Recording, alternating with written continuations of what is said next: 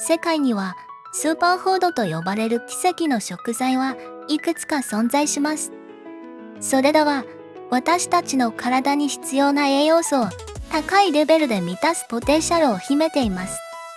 しかし残念ながらそんなスーパーフードも完璧な食材ではありません。今回は一般的にはスーパーフードと言われている食材とその食材だけでは補えない栄養素を補完する組み合わせをご紹介します。それでは早速いってみましょう。キヌア。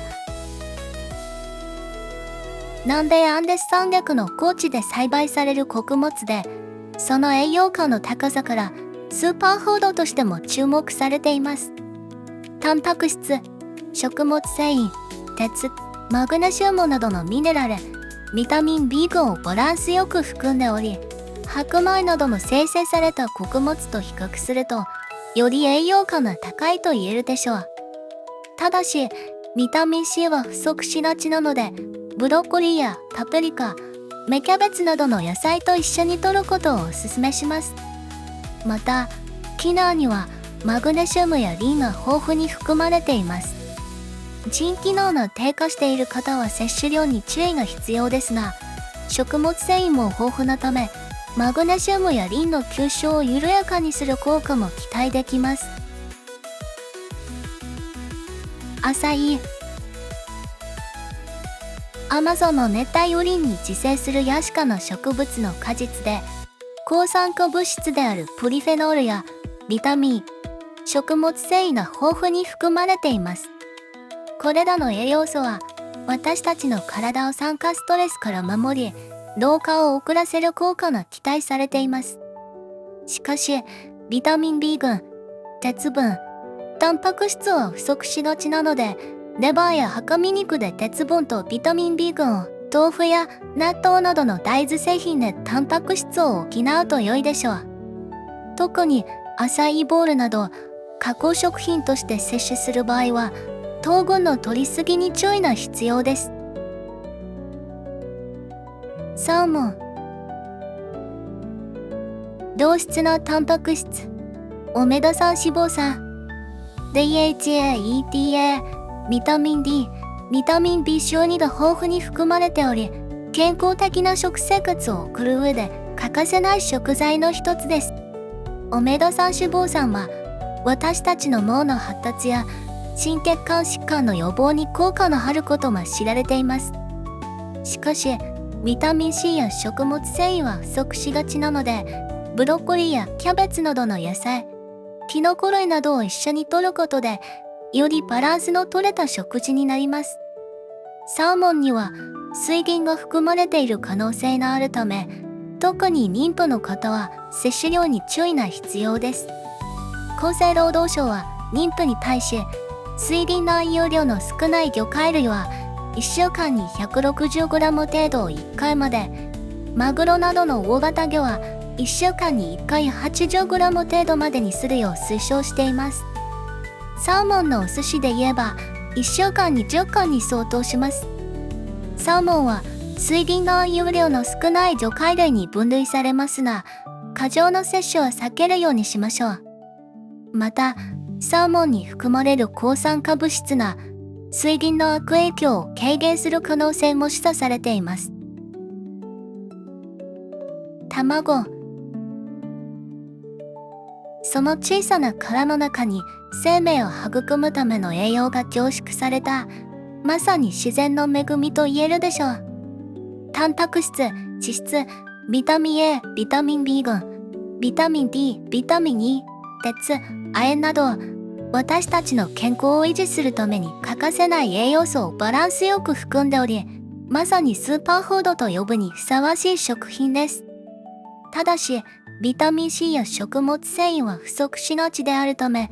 ブロッコリーやパプリカ、ほうれん草などの緑黄色野菜やキウイや柑橘類などの果物と合わせて摂取することで、より理想的な栄養バランスに近づけることができます。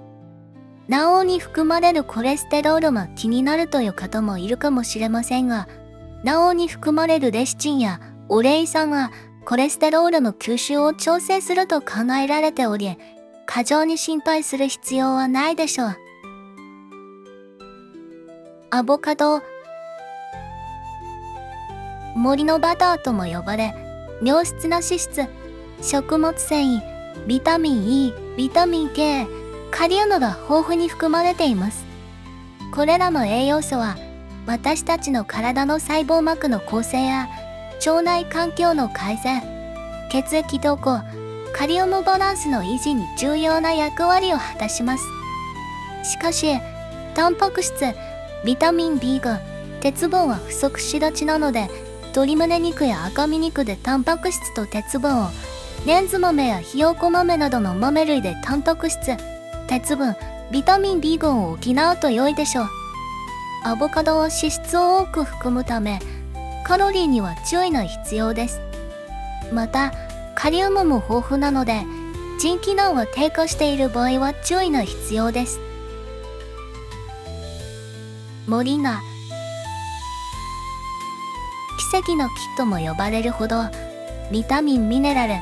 アミノ酸、抗酸化物質など豊富な栄養素を含む植物です。これらの栄養素は私たちの免疫力の向上や